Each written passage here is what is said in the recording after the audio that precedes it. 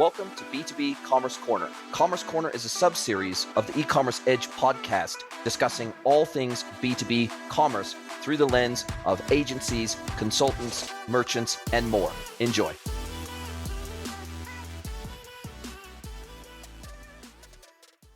Hello, everybody, and welcome to another episode of the pod. It is my pleasure to give you a twofer today, 2 for 1. We have Mr. GREGG, and we also have Mr. Sam BOBB. They are both from Kaavio, and welcome to the podcast, gentlemen. Hey, good morning, Jason. Great to be with you. Awesome to have you both along for the ride today. CEO, COO of the company. You guys have been around now. You're not brand new, but I'd still consider you guys in that startup phase. Kaavio, year and 7 months old.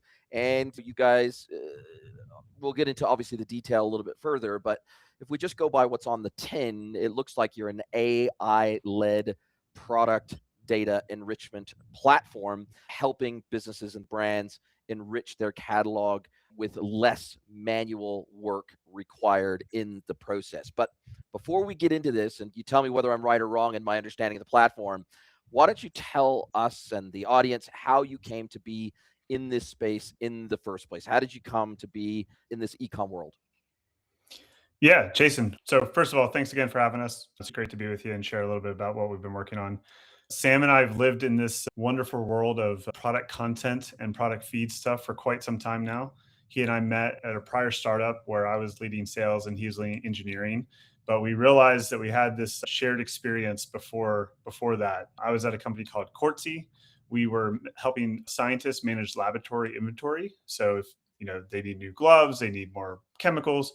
One of the main ways that we help those customers is actually by having an e-commerce store where they could buy those supplies. And so that was my first job out of business school, was basically trying to build the supply side for a lab supply marketplace where we're bringing in, I think we got up to about 15 million products that we could offer on the platform from several thousand brands. And more than once, I would email a supplier and say, hey, let's get your catalog online. Let's get your products in front of all of our scientist users. And they would FedEx me a catalog. At least twice that happened. Now, to be fair, more often it was like, hey, here's our spreadsheet, here's our product content. But there's always this like, how do I get that into Courtsy's format? We had our beautiful view of the world. And Sam had been leading engineering at a very similar company called Octopart that was building basically the search engine for electronic components. So same kind of situation of like, how do we get product content for, what was it, Sam, like 50 million unique electronic widgets? Yeah, it was about 50 million distinct products and actually about 200 million SKUs, because we were combining, it was essentially a vertical search engine. So we were combining data from about 200 distributors. So as if that wasn't fun enough, Sam decided to go do that again at another startup called Volition, which was building a marketplace for mechanical parts.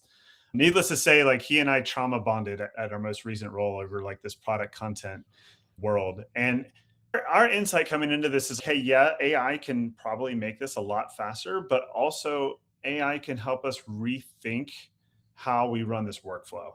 Because this was never about, hey, let's get data, or hey, let's build software to put the data in.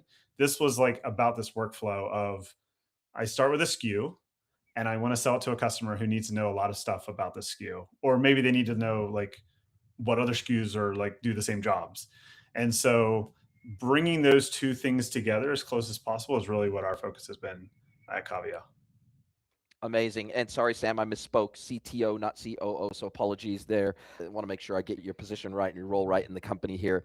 Now, it's I'm here to just talk about nerd stuff as much as I can. So I appreciate as that. someone who is a certifiable nerd myself, I always love having nerds on the podcast because I tend to get into the weeds a little bit from a technical perspective. And so having someone technical on the pod is always a great joy of mine. No shade on you, Derek. I always love speaking to technical people about technical platforms. And that's what your platform is. It's a technical platform at the end of the day. Now, what's interesting about this and what I can do to validate this problem in the market, this solution that you built for a specific problem, I can validate this through multiple different lenses. I've worked with massive distributors, multi-$100 million a year distributors who were taking 12 months to onboard new suppliers into their tech stack because the data that they were being supplied was either incomplete, was not organized very well, It was spread all over their supplier website. Many times it was a SFTP dump of PDFs and spreadsheets and multiple different formats of data along the way. Sometimes exploded drawings, images. Like like I've just experienced this problem firsthand with my clients. I can also validate the fact that one of the biggest challenge, particularly in the distribution world, is just catalog scale. In the retail Yeah. world, if you've got a 100,000 SKU catalog, that's a pretty big catalog, right? In the distribution world, if you've got a million SKU catalog, you're normal. If you've got a 10 million SKU catalog, you're pretty big. If you've got a 100 million SKU catalog, you're a big distributor, right? So scale is a massive issue in the distribution world just because of the breadth that most vertical specific distributors are dealing with. And they're not only taking supply, if they're an American-based distributor, they're not only taking supply and data from American-based manufacturers, but they're taking data and supply internationally as well. So we have this massive issue. And in some cases, they're being supplied data in a foreign language. So this problem is a genuine problem. And even when I was still working in retail and I was running a retail brand, we went through a PIM implementation process for the very first time in the business. And just we had over 200 suppliers for our 50,000 SKUs on our website.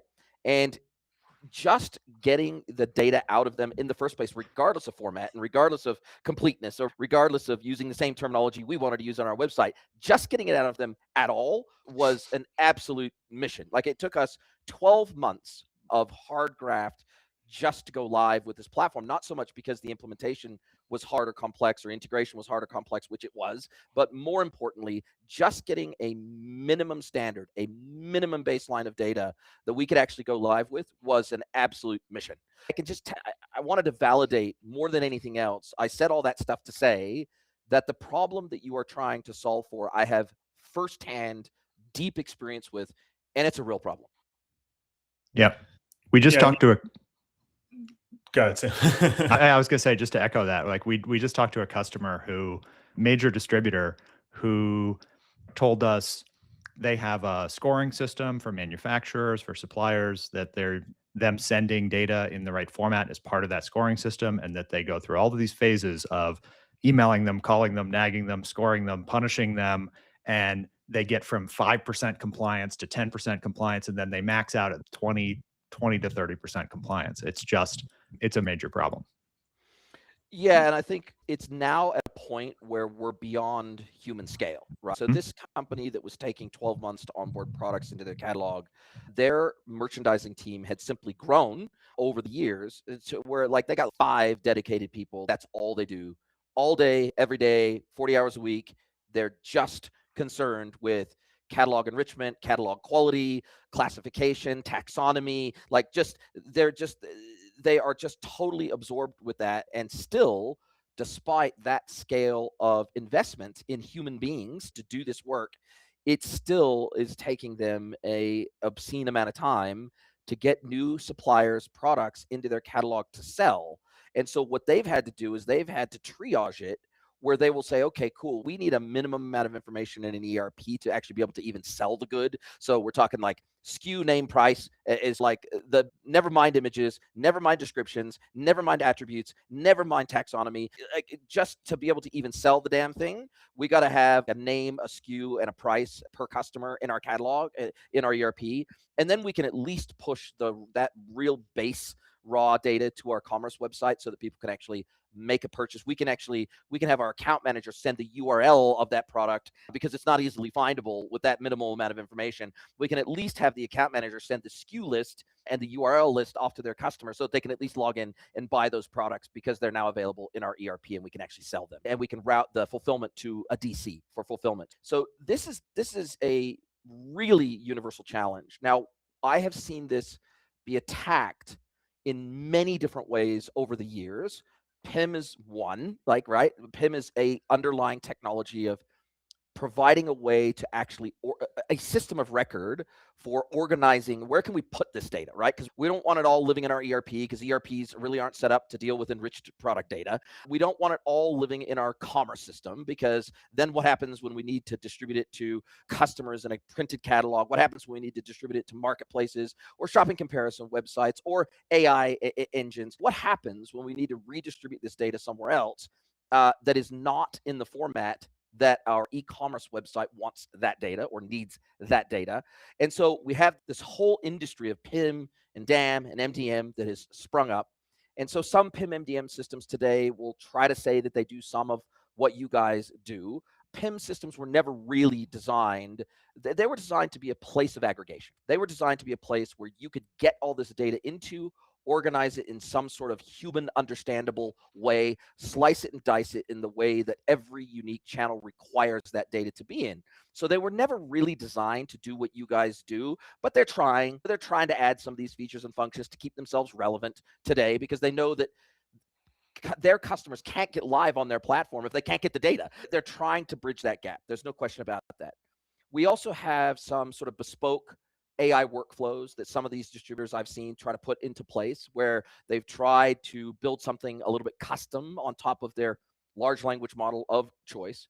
And then we have other competitors. If I was to log into, or if I was just to do an LLM search today for some of the stuff that you guys do, there in the last 12 months alone, we've probably had 20 competitors enter your space, from Rastro to Anglera to, like, I could just go down the list, and it's a huge list because this is such a big problem. And so when you guys started your business, what made you say this is a big enough, meaty enough problem that even if we have competitors that come into the marketplace, that it's a big enough problem that we're all going to do damn well? Yeah, no, that's a great question. Part of this is just, you look across there's a lot of nuance to the different verticals. And so part of this is, like, Sam and I have lived in this world of these technical products, and a lot of the solutions that you described have been available for different verticals at different levels. But to give you a perfect example, right? If you were going to say, hey, I'm going to go out and I'm going to get content for products, and it's going to cost me $1 or $2 or $3 per SKU to enrich, the reality is you just weren't ever going to do that to a catalog of 2 or 3 million or 5 million or 10 million products. This was true of, like, systems of record. If you're going to have systems of record that are billed based on lines, SKUs, it becomes really hard for a marketplace that's dealing with 15 or 20 million SKUs to achieve that kind of scale. So that's part of this is, hey, we have an opportunity now to do this in a fundamentally different way. I also think, like, this definitely still comes back to, in the early days, we used to say of Kaavio, we're like, the data is not really the problem. And that's not entirely, like, the data is a problem, but the data is just one part of this problem. Even if you have the data, what you have then is a bunch of spreadsheets that you need to somehow align and get in front of your customer. So the problem is not really the data, even though getting the data is a total gain. The problem is, I have a SKU that I can sell that has a price, and I need to create market-ready, actionable content that can go in front of my customer. And so we're viewing this as, like, a holistic workflow problem, not like, how do I make the most beautiful enriched PIM in the world?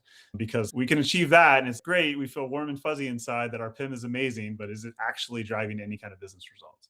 So our focus is really around this workflow, and how do we actually shrink the gap from a source of truth being a PDF for a product, a spec sheet, a safety sheet, some data that tells you what this thing is, how it works, to customers trying to do really important work. These products that we're talking about are the products that make the world work. This is the plumbing stuff, the electronic components, this is what creates new products. This is what creates new drugs. This is what keeps construction going. These are really important lines of business that people need to be able to action on much more quickly than they can today. And how do you deal with, and the reason I ask this question is because I'm getting asked this question, and so I don't have a good answer for it, and maybe you do, which is, I'm dealing with, in many cases, large industrial distribution companies, right? And again, they've got very large catalogs, but they have mission critical products that they sell. And in many cases, the specs of those products are if the specs are not respected or they are not accurate, they could literally kill people. So it's the tensile strength of a bolt that goes into a jet, or it's the load-bearing strength, the tensile strength of a steel beam that's going to be holding up a building, or we're talking, what is the loading capability of this high voltage circuit board? So we're talking products that they're not just aesthetically nice products. They're not just a t-shirt, right? We're talking products where the attributes are fundamental to making the right product selection in regards to a specific project or a specific use case. And if you get that wrong, it has some pretty severe consequences, not least of which is liability.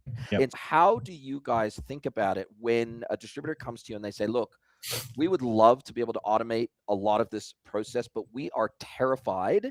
We are literally terrified. And funnily enough, I've started to see it pop up on some distribution websites over the last 6 months, where they will say on the PDP in fine print, it will say, this product data has been aggregated by AI. Please check the manufacturer's spec sheet for accuracy. And I think that's a total bloody cop-out. In my opinion, that's a cop-out. But I understand. Why, if you're a Zorro, if you're one of these big distributors or marketplaces, like, you've got to cover your ass. And so how do you talk to them about that? So I get that it might be seen as a cop-out. There's been some fun conversations on LinkedIn around this as well. I suppose I don't think it's the worst thing in the world to say, hey, we're going to try to figure out a way to help our search work better and cross-comparison work better. And there's a bunch of unlocks that we can have in terms of how the site works as we have more content. But maybe when you get to the point where you're like, okay, is this definitely what I want to have? You might want to open the PDF and look at it. And so it's like a fine line. What I will say, and what we've been working on with our customers, and I'll let Sam speak to more of how we've actually been building evals and accuracy and all of this from a technical perspective. But from a business perspective, what it means is you start identifying places. This is like where the workflow is so important, because this isn't, hey, we got AI, we're going to throw it at this problem, we're going to hope for the best. Just publish public product display pages using AI without anything in between. It's about identifying places where the risk isn't as high as what you just described, where you can get to 80%, and then you give humans the tools to understand how to work with this content at massive scale. And that's the other key piece here, is like, we're not talking about, we cannot be stepping through SKU by SKU and validating 80 lines of data are correct with humans. So it's about identifying where's the risk really. If there's particular specs like you've just described, like we're doing this now with export, I need to be able to understand how I ship a chemical overseas. So there are certain things that you can use to basically flag and say, okay, look, this needs to be reviewed, but here's a bunch of stuff that actually the risk isn't as high as what you just described. But Sam can probably speak a little bit more to, we've basically probably invested a third of our product engineering resources at this point on how do you build evals?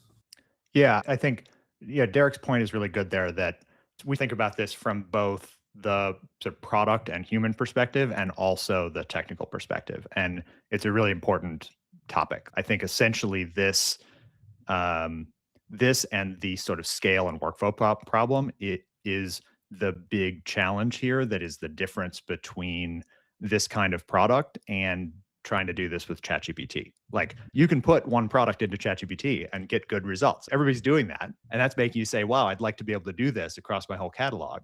But the challenge is, how do I know that's right? How do I know that it's consistent?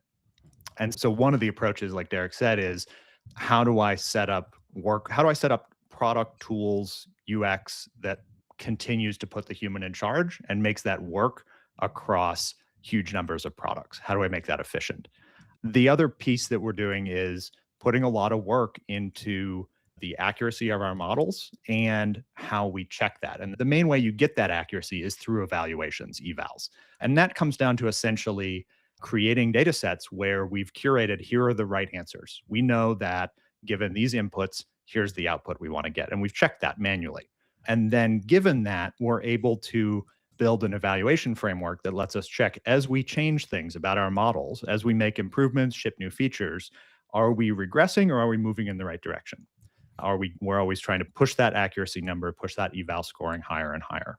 And I think we're putting probably about a third of our engineering effort into building those evaluations, how we run those, how we measure that.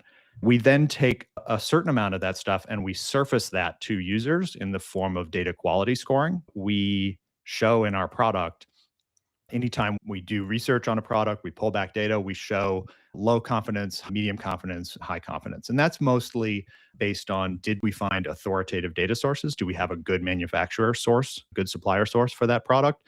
Do we have additional data sources from around the web? Do all the values across those sources, do they all agree, or are there conflicting values? And we flag all of these things and then put that in the product in a way that our users can surface, and that helps you pay attention to the things you need to pay attention to. Yeah, look, I think even in my own personal life, I was trying to order through Mercado Libre and through Amazon Mexico, because I live in Mexico now. I was trying to buy the right coolant for my Jeep Wrangler, my 2018 Jeep Wrangler. And it requires this very special coolant. And they say, basically, I've read all the information from Jeep, and they basically say, if you put the wrong coolant in, you're going to stuff your cooling system and you're going to have to replace a whole lot of stuff. So don't do it. And so they say, these are the specs, right? And so I tried to order the genuine Mopar part. And again, this is all throughout the supply chain, these kind of problems, because this data challenge originates with Mopar, right? The fact that they haven't given the right information to the dealers and distributors in market, which means that the information that is going out to the likes of Mercado Libre and Amazon is of questionable quality. And in 2 instances, I ordered the wrong coolant because the specs that were in the image of the product and the specs, the images of that product did not match what were in the table of specifications in the product, on the PDP of that product. So I had to send it back, and I ended up having to buy again, and it was a big hassle, because you know how it is. When you buy off of a marketplace, then you got to go to a local shop that ships it back to the vendor on the market. It's just a nightmare, right? It's an absolute nightmare. And of course, it delayed me getting my product by almost a month, because I now needed to wait for this product to be imported. So I think what you are pointing to here is a real challenge, because, like you said, if you had gone across the web and you'd gone to Amazon and you'd gone to Mercado Libre, you'd gone to the manufacturer's website, you'd gone to maybe some local distribution websites, and you'd compared some of the specs, some of the images, and you would have gotten this conflicting information from multiple different sources, at least you could have flagged that to the vendor. At least you could have said, hey, you probably want to look at this so that people don't order the wrong thing and ruin their vehicle, right? So I think that validation step feels, regardless of whether you got one source of data or 20, that validation step feels pretty damn important to me. Yeah. And I think I was just going to step back and broaden this out just a little bit to what you talked about very early on. Was, as a distributor, you go out to all of your manufacturers who are your partners, and there's been this friction that's been created in this relationship between a manufacturer and their channels in terms of how they communicate about this information. And what we found is actually even the manufacturers themselves have internal friction with getting information from their own product teams. So there's an opportunity, like when we step back and we say, look, there's an opportunity to rethink how we do this. I'm talking about going back to the source of truth and saying, like, some engineer or some scientist or some technician somewhere knows what this thing does and like how it works. And it gets filtered through like this game of telephone, because everyone's trying to put it into the next spreadsheet, the next system of record, everyone has, if it's a PIM, if it's a CMS, whatever, it's a game of telephone. And this is a lossy process that happens. And it goes right to the accuracy question too, which is basically like, there's human error at every point along this as well. And let's collapse that as much as we possibly can. Let's give you tools to understand where the data is coming from, what the provenance is. And let's let you do that at scale. That's really what we're trying to unlock. And there are data provenance businesses that for example, it might be a specific vertical in distribution, and they have their verticalized data provider where they aggregate data from many different suppliers. They standardize the data into specs for that industry, or at least they try to, and then they sell that on as a subscribable data feed to the distributors in that industry. And so I'm guessing that in some cases, your data source are those data aggregator suppliers where that feed comes into your engine. It can be validated, it can be structured, it can be mapped, it can be cleansed, it can be, all those things can happen to it. And I also assume, and I'm sure you'll correct me if I'm wrong, that you would typically be a pre-PIM solution, meaning that, okay, we're gonna take all this data in, We're going to try to rationalize it. We're going to try to standardize it. And then we're going to get it into the PIM, mapped into the PIM in a way that's meaningful to you and your business. And so you have to understand the rules that you need to play by, both on the input and the output, so that it can be housed, the data can be warehoused in a meaningful way by that distribution company. Yeah? Yeah, 100%. That's a big part of it. And in fact, one of the big things that we've been working on is how do we do that without you needing to tell us much at all? Basically, like, how do we learn from your existing systems of record such that that just works? And we've seen a lot of success with that so far with a couple of folks where we basically have a view into their, I'll just call it generally a system of record, PIM or ERP or whatever it might be, and having an understanding of what that looks like. But I will also say, like, we're also working with a lot of these customers to really understand who are the consumers of this content across the business and what are the problems that they're trying to solve. Because if we get too myopic on, hey, the PIM is it, like the PIM is our customer in a way, you're actually missing out on the bigger picture of what are we actually trying to do? What are the business objectives this year? Are we trying to drive e-com adoption? Are we trying to drive our private label? Are we trying to make sure that are we trying to grow portfolio so that we can just have a wider offering? Coming from the world of Octopart, Quartzy, and Volition, I think one thing that has been interesting is because the scale problem of the customers we're working with now are really only loading things that they've sold before. So you're trying to predict, you can't, like, probably half the products you're going to try to sell next year may not have sold before in certain verticals. So we've 100%, we're driving value with helping people get data into the PIM, but I think we're also really focused on what does that post-PIM world look like? What are you trying to actually do with this content? Well, I think that's a question that is actually being talked about behind closed doors, right? I'm hearing these conversations with, I'm having these conversations with most, because I've worked with many different PIM solution providers over the years. And my question to them right now is, okay, cool, I can upload a PDF, a 100-page PDF to ChatGPT or Gemini or whatever today. I can ask it for a very specific piece of information on that PDF. It will pull it out. It will tell me what page it was on. It will summarize it for me.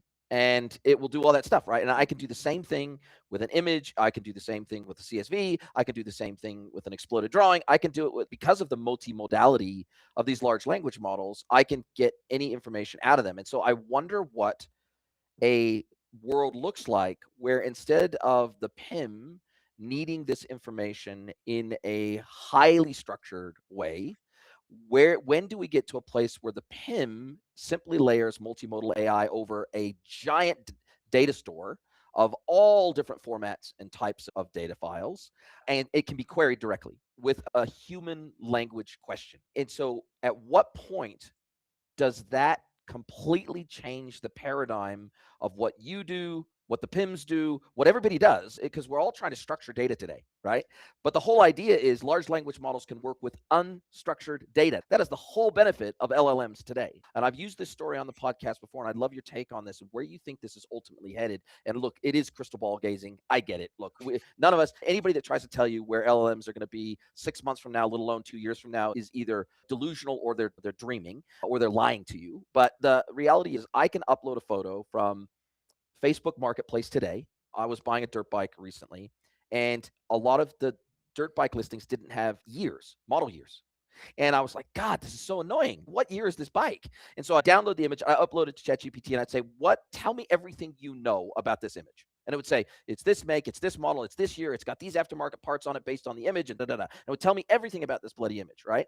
And we're fast getting into a place where I'm just not sure how much data structuring we're going to need to do in the future to get a meaningful response out of a bucket of data. That's what I'm trying to wrap my head around today. Oh, you, Sam. You want me to go? Okay, I'm excited. I basically agree with your premise, and you're lined up with what we've been talking about. I also appreciate the caveat that I think the AI world moves so fast that if you're trying to talk 12 months ahead, you're very much looking at a crystal ball. Yeah. I think that we are really into this idea of the source of truth is usually a document, an image. It is some kind of unstructured data. And I think when I hear people talking about you need to get all of your data structured before you can do AI.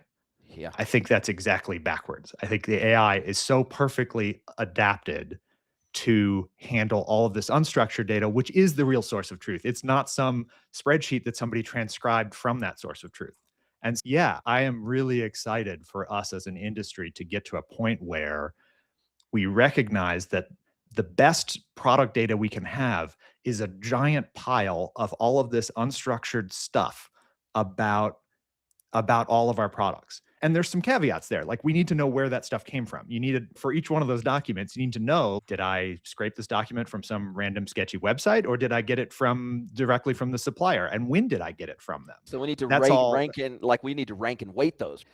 Exactly. We need to know the provenance. We need to know when it came, and we need a way to combine all that stuff together. I think we're not going to go to a point where there's no structuring.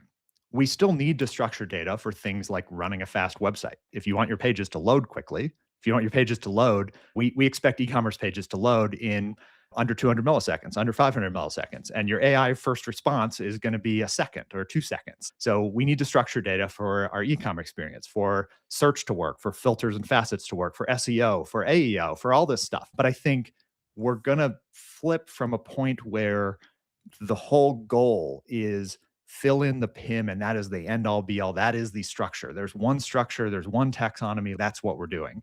To let's acquire all of these sources of truth in their unstructured document and image glory. Let's acquire all of that, organize it, and then use AI to project that into the structures that we need in order to drive the business results we want. That's where I'm excited for this to go. And I 100% agree with you. And I wonder when we're going to get to a place where instead of, because you make a good point, which is that websites today, B2B e-commerce websites today, they have very tightly structured taxonomies, and they're usually based on the taxonomy as it matters to the supplier, meaning this is how we understand our product data, and so therefore that's how we're going to present it, right? So this taxonomy is meaningful to us as a business because it's how we sell, right? But it might not be correct when it comes to how the buyer wants to buy, and how, like, they might not know, based on your taxonomy and based even on your site search and based on how you've done Boost and Berry and everything else, they might not know how to find that thing that you carry that is meaningful to them. And so I wonder how far away we are from having conversational AI be the interface on these websites instead of having a taxonomy at all. Because the reality is that every buyer buys in different ways. And we see this because we have challenges integrating e-commerce catalogs in with all of the different e-procurement systems on the other side via Punchout, because now we have to try to map up the way in which the buyer wants to buy and the way that their taxonomy of procurement is. We have to try to map our systems into their system, so just so that they can buy the right thing that they need for their projects. So I'm not 100% sure. And look, I've been in this industry for 26 years, and I still don't know exactly how this is going to all flesh out myself. But I wonder how far away we are from not having default taxonomies on a website, because the reality is everybody buys so damn differently, and they use different words, they use different language, they use different weightings of priorities. And so I think we're training a whole new world of buyers to buy in different ways because they're interacting with LLMs every day anyway. So they're used to having a conversational based query model as opposed to a single sentence or a 3-word query model, which is what Google taught us to have. And so I'm so interested. I'm just not convinced that the way that we build B2B e-commerce websites today is going to persist. If I was to look out 2 to 3 years from now, I am not convinced that they're going to operate the way that they do today. I think even the way they're built today, I don't think they're used the way people think they're used. I can't tell you how much I'll use. It turns out Google is a really good search engine. And as much time and energy as you might spend on developing your own inter-site search experience, I'd be curious. We've sometimes asked customers, like, what's your landing page? Like, where's your entry point traffic come from? Do they enter and do on-site search, or do they land via referral from a Google search? And Sam and I have been in a couple of these businesses. We've as high as 70% is coming in from referred traffic or part number search.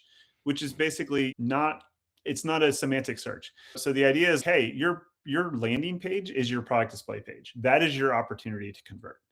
And if that is not giving folks confidence that they're looking at the right thing, if you're not offering alternatives when things are back ordered, if you don't have good content there, that is where you're losing people. And it goes directly to your point, which is like, look, how much of this is going to happen in a chat GPT query where you're like assessing different options, and the first time that a distributor is going to see traffic is somebody basically trying to do the last confirmatory step before they place an order. Yeah, So absolutely. Couldn't agree more. And when you guys look out over the next, again, because you're using LLMs, are you using tier one LLMs? Are you building your own models? Are you using multiple commercial tier one LLMs to refine and to validate your own data that you're pulling out of different sources? What is your approach here? Because I think that we're pretty rapidly going to get to a point where developing your own internal LLM, it doesn't make as much sense as maybe it used to in the beginning, right? So maybe somebody was going to use DeepSeek, or they were going to use some sort of model, and then they were going to tune it, and they were going to train it, and they were effectively going to turn it into their own LLM. But it feels like the world of tier one LLMs is moving so damn fast now that it would be difficult to build an internally maintained LLM that is better than simply you taking the best of the best from the world and plugging it into your system and being able to test multiple LLMs against each other within your one, I don't know, let's call you the traffic cop, right, of the product data, right? That's how I view you, but do you view yourselves in the same way? Yeah, we're using multiple commercial tier one LLM providers, and I think that the big engineering effort is in context engineering, making sure that those LLMs we're giving them the right context, not too much, not too little. We're framing the problems correctly, and we use several against each other. We have a stage of our model that's doing research. Then we have another stage that's evaluating that research, evaluating what we got and assessing that data quality. And then we have other pieces of the model that are actually doing sort of data transformation into the right format. So there's a bunch of kind of this orchestration of several of these different models together to get the overall behavior that we want. And is there anything you don't do today that your customers are saying, yeah, you're awesome, but you don't do these 1, 2, or 3 things that we would really love that you do? Or is there anything else out in the market that you go, we don't do this today, but talk to us in 6 months and we will be doing this thing because we think it's really important for our industry. And it's important for us to be able to continue to build a moat around our own platform and be unique and differentiate in the market. What's like high on your priority list over the next 6, 12, 18 months? Yeah, I think it's really interesting to talk to folks about once you develop this little mind shift of what it can unlock. And some of this is stuff that's in progress, and some of it's stuff that's maybe a little bit farther out. But you start thinking about some really interesting things you can do around pricing. You start thinking about some really interesting things you can do about portfolio management, having a better understanding of your product mix, and being able to have a better idea of, a lot of people have a good, better, best strategy in some cases, or you're trying to use like certain channel for customer acquisition or a certain line for acquisition versus what you might sell for existing customers, in terms of how you communicate price as well. Like what's my public price versus my behind the login price. And so a lot of these things, like you start thinking like, oh, I can do some really sophisticated stuff if I really have this really deep contextual understanding of my products at scale across a giant catalog. And so most people think, I guess where I would challenge listeners to think a little bit about is think about what you're able to pull off with like your most priority accounts, your most priority suppliers, and then think about how you could apply that strategy across the entire portfolio. Another thing the thing we've talked a lot about is how the relationship between suppliers and distributors. And most of our conversation today has been on this distributor side. And we've talked about how hard it is to get suppliers to give you data and have it to be in the right format and that kind of thing. But the reality is, like, those suppliers have a lot of the same problems here. They have data coming from a lot of different business units. It's scattered across the organization. It's in different shared drives and all over the place. And so this ask of, hey, give me all of your product data in exactly this format I want, that's nearly impossible a lot That's of a big times for a ask. large It's a big supplier ask. to do. It's a big ask. And so we're really interested in how we can help distributors and suppliers work together better. And We know that this problem spans that boundary. Like this overall workflow is from like supplier bringing this part into being, like designing this part, bringing it, manufacturing and designing this part, all the way to a final purchase to the end user. And we want to look at how do we get that relationship between suppliers and manufacturers working better. We think there's a lot of opportunities there. Yeah, I couldn't agree more. I think this is an exciting time. You're working in a very exciting space. You're working in a growing space. The reality is that B2B e-commerce is going to grow at like circa 8 to 10x the rate of B2C e-commerce over the next decade. We know that. We're also working with more greenfield projects than ever before in B2B because unlike B2C and D2C, which something like 98% of retailers offer e-commerce today, depending on vertical, only 40 to maybe 60% of B2B suppliers offer any kind of self-service e-commerce experience at all today. So like the amount of greenfields opportunity in B2B is pretty wild right now. And also the other thing that I'm seeing happen in the B2B world where I think you guys are uniquely poised to be able to help these businesses do better and be better is in formerly communication only channels that are now being turned into headless commerce channels by B2B suppliers. And so we're talking things like email, we're talking things like Slack and Teams and WhatsApp, where PO might be attached to a WhatsApp message to an account manager, a PDF of a PO might be sent off to the account manager, and then the account manager keys it directly into the ERP. But we're now able to do more things with these channels other than just accept POs. We can accept quote requests. We can query the catalog directly from those channels and get hey, I know the name of this product, but I don't know what the SKU is. Or I know the SKU, but I don't know what the name of this product is. Or, hey, do you have this in stock? Oh, hey, what's my price on this product today? I think we're seeing this convergence of channels within the B2B world. We already have channel proliferation in B2B. When you talk self-service e-commerce plus EDI plus punch out, we already have a proliferation in channels in B2B anyway. So the reality is we need better product data than ever before in the B2B world specifically because of the proliferation of these digital channels that we need to service our customers through. So I think you're in the pole position. I wish you guys every success with your platform. How do you guys make your money? Do you base it on a per SKU charge? Do you base it on a monthly subscription fee to your platform? Is it a combination of the two? How do you guys make your money? We're a software tool. We're a workflow tool. So we think at the end of the day, we need to create a lot more value for our customers than what we capture from them. But we do feel pretty strongly that value is rarely related to the number of SKUs that you happen to have in your catalog. It's primarily a SaaS subscription model. Yeah. Makes sense. And if you guys could snap your fingers and change one thing, sprinkle some fairy dust on our industry, you could change one thing about the industry at the snap of your fingers, what would it be? Yeah. You want to go? You want me to go? We hit on it a little bit earlier, but like this long tail, my snap the finger is, hey, let's stop trying to predict the future based on past results. Let's load full catalog. We can sell all these products. Let's make sure our customers can find them. Yeah, list all the products you're able to sell. That long tail is really powerful. Derek and I both have spent a long time in businesses that really operated in that long tail, and you just can't. There's a lot of opportunity there, and you can't anticipate what is necessarily going to sell there. And so I think it's worth investing in.